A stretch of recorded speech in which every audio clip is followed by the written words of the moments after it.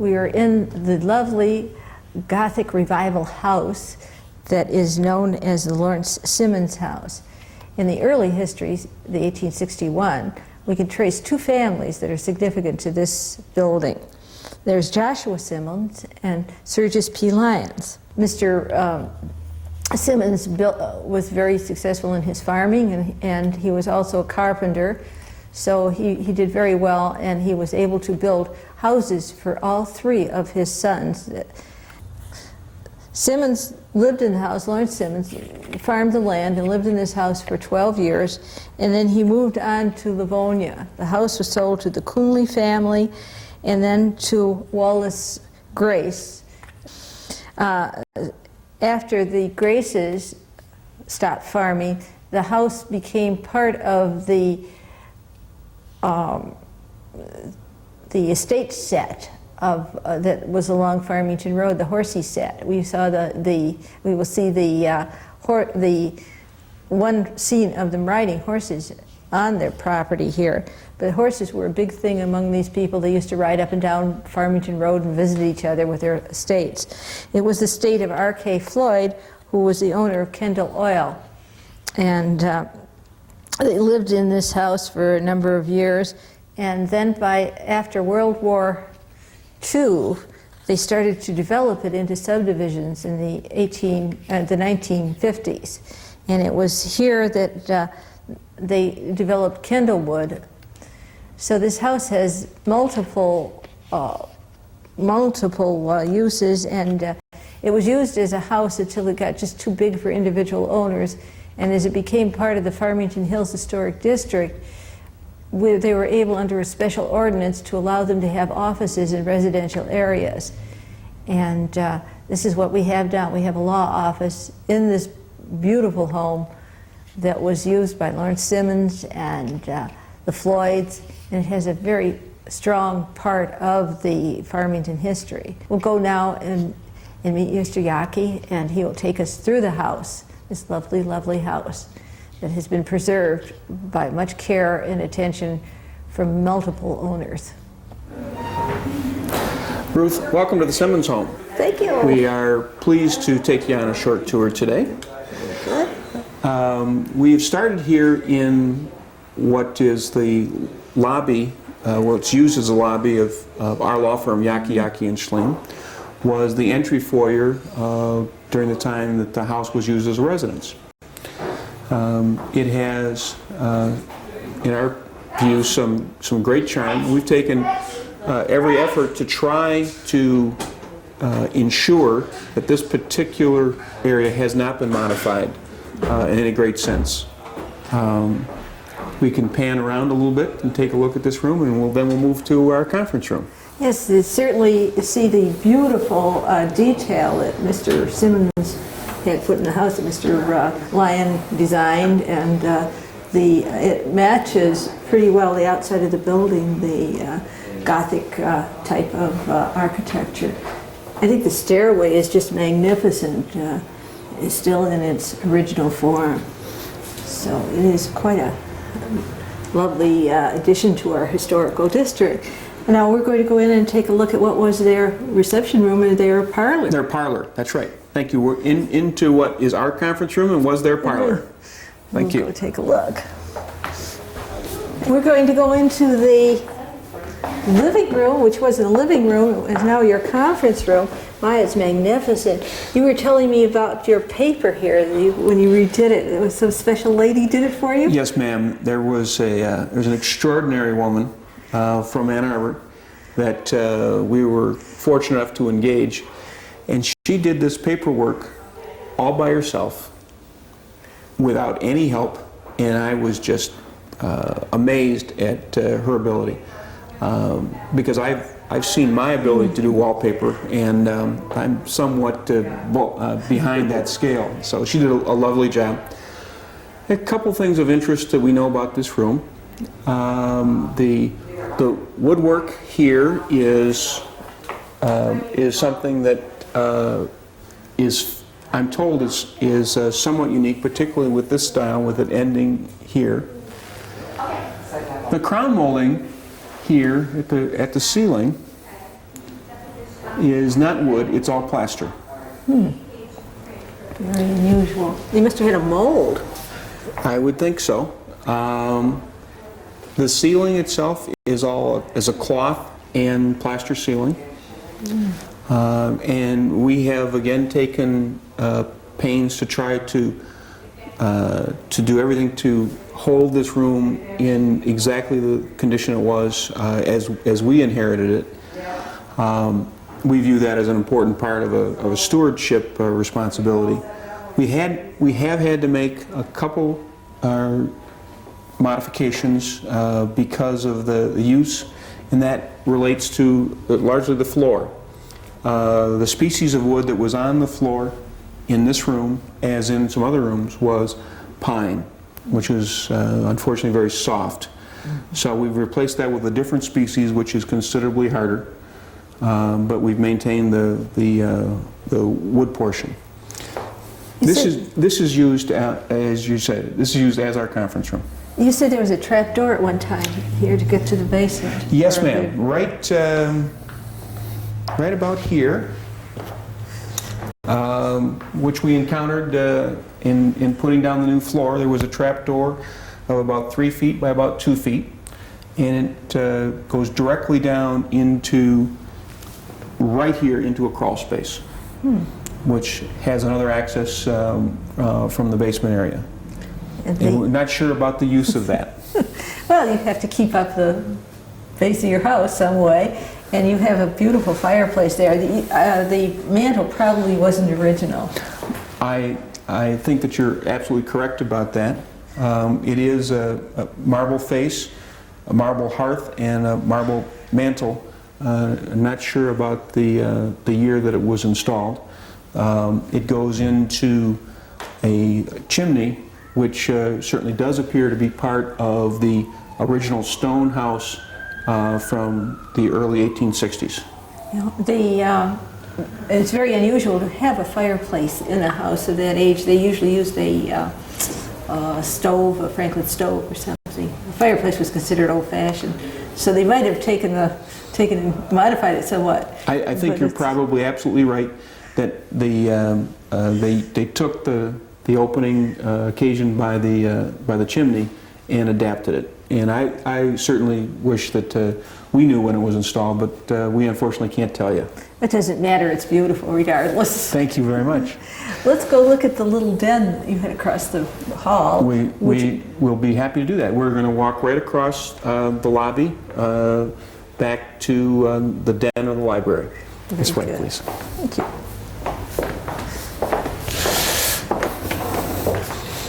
I guess this must have been a little bedroom. It's certainly charming the way they have changed it into a library. Yes, it certainly is. This is on the first floor, just off the foyer, and of course the great interest in this particular room are the murals. And I understand that you have some knowledge of these murals. Yes, that is what I was told are the Floyd family of Kendall Oil. When Farmington was the estates, along Farmington Road was the estates grouping from Mr. Goodnour down at what is today Longacre House, to the Spicers, to Mr. Mosman, who came in with his estate. And those houses were built by Marcus Burroughs, and here this special house was built by P.D. Lyons, and they adapted it to a sort of country estate. They would have people that would have done the farming for them. There were 2 farm families that lived here before, after the Simmons moved out to Novi.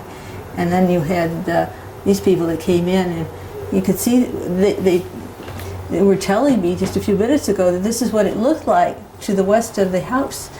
And there's nothing there except farmland. And here they are enjoying their horses and their dogs and running about. Do you have a thought as to when these murals may have been prepared? It would have been in the 20s. It would have had to be in the 20s when the family lived here, when the Floyds lived here. Very nice. Why don't we move from this room, from the library, into the dining room? Very good. Thank you.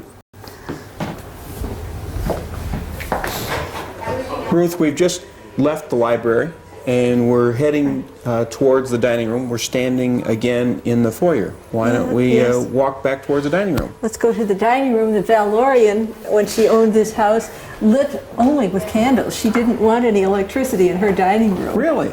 Yeah, she wanted the authenticity of the house. If she'd see it now, she'd probably be a little upset, but it certainly makes a gorgeous office with all your legal files and all in here. Right about there was where the candles were, and she had a large table in here at the time. They must have served their farmhands because it was a very large farm. Lunch and dinner in this room. I suspect that that's probably correct. It's a very large room, certainly for a family dining room, and as we know, the farm was quite extensive, and probably was a very good thought that the farmhands were fed here. Yes, they ladies made how many meals a day? 3 meals a day, and pretty hefty ones in those days. That's true.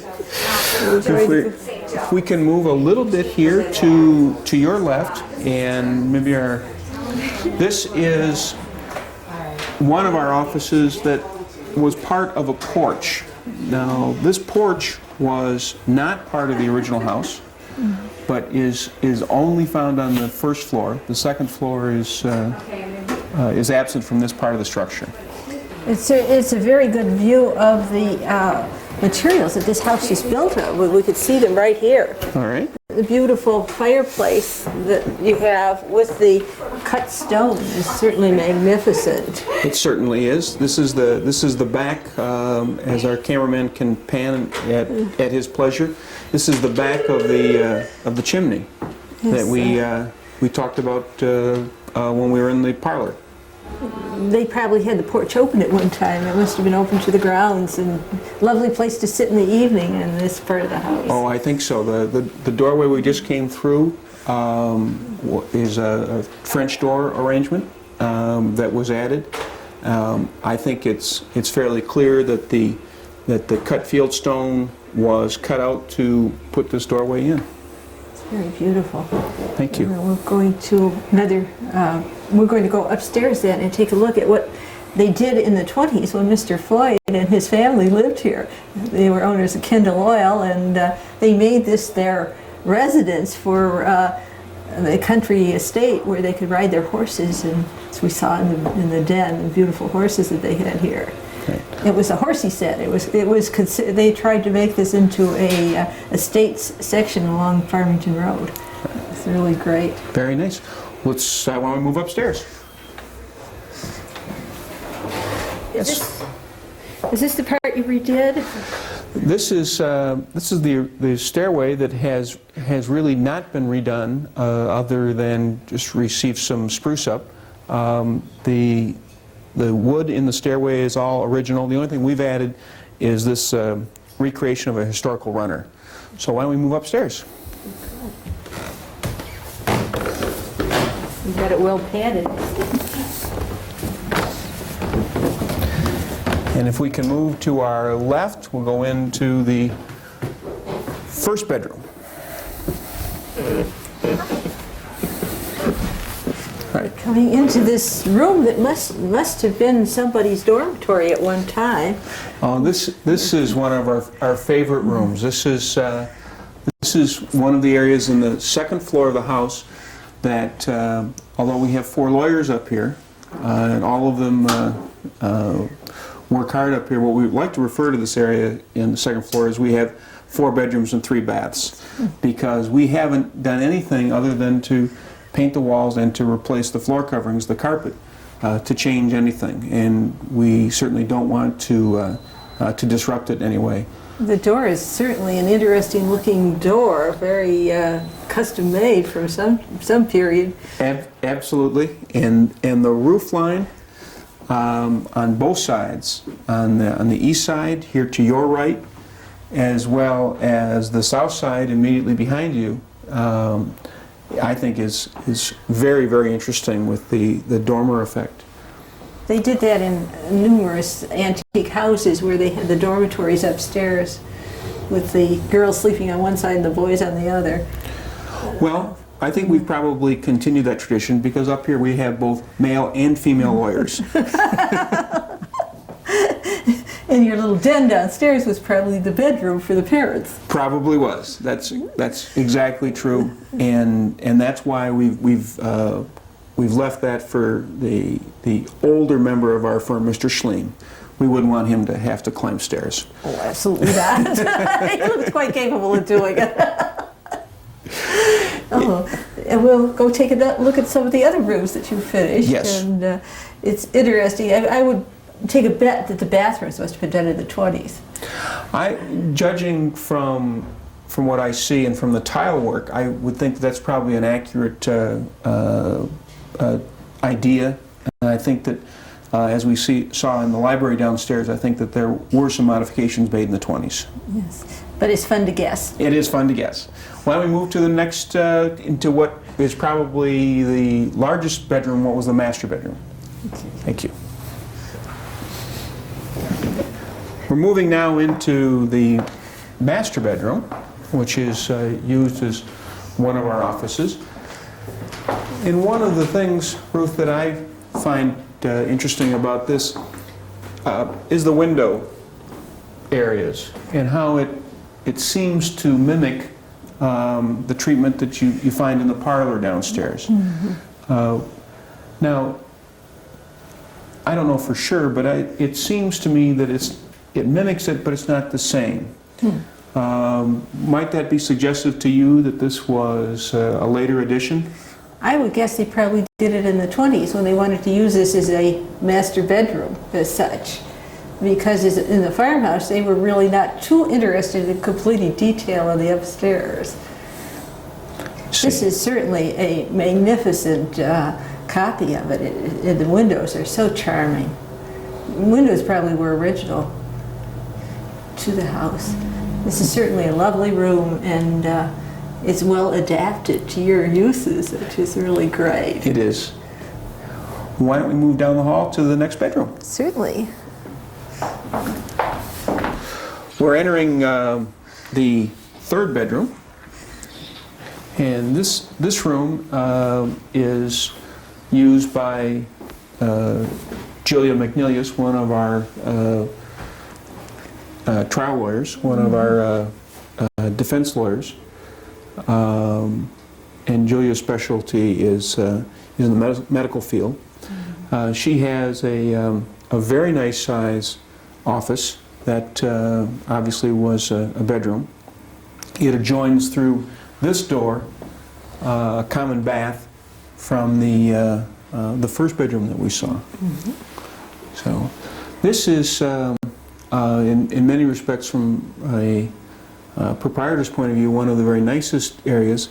It is east facing and has the trees, large trees right outside the room. It's one of the quietest areas of the house, and certainly is very conducive to our purpose. The windows are certainly darling, and I would guess you probably put in your heating system. You put in the heating system. It looks like a 20s era heating system.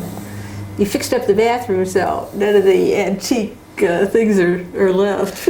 No, I think that your assessment is right. It would appear from looking at those areas that those were probably all changed in the 20s. I think that's true. This is another area it's interesting. If I can look right behind you, this window treatment around these windows is again different than the areas that we saw in the other two bedrooms. They certainly are charming windows. They have a certain look to them that is really graces the house beautifully. Okay. Why don't we move down the hall and look at the last of the four bedrooms upstairs?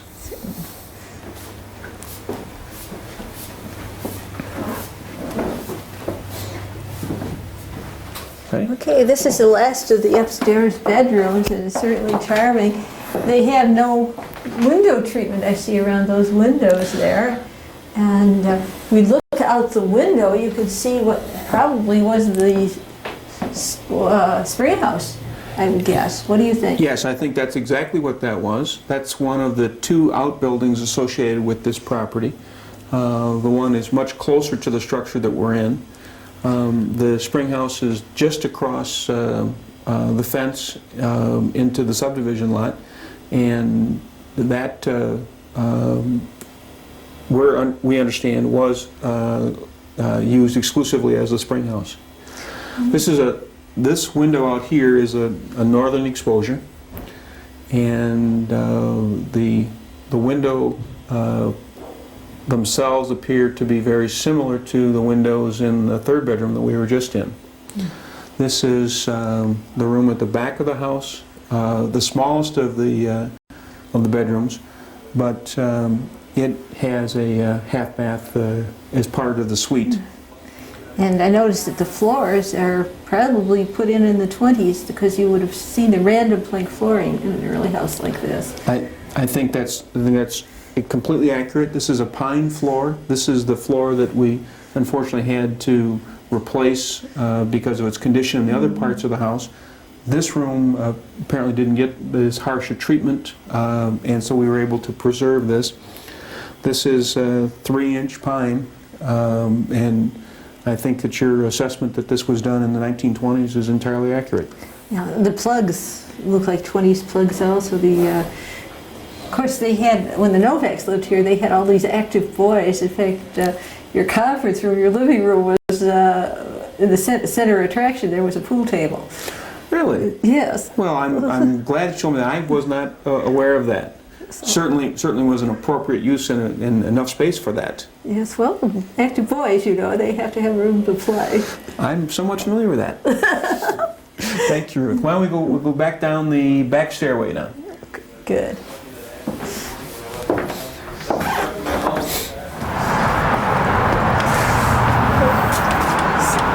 Looking at the lovely outside of this building with all its architecture is really special, all its detail. The special part of this house, of course, the thing that gives it perhaps most notoriety is the 6 different types of gingerbread that we see. That I'm sure that we have a chance to show the viewers in the Greek Revival sense. Yes.